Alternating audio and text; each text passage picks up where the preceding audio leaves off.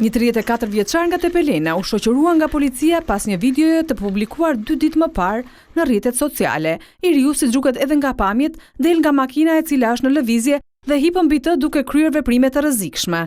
37 vjeçari qëndroi mbi automjet për disa metra e më pas është futur sërish brenda. Videoja sipas policisë ishte regjistruar në fshatin Dragot të Tepelenës. Lidhur me rastin, uniformat blu e ndëshkruan shoferin me 60.000 lekë gjob, si dhe me bllokim të mjetit.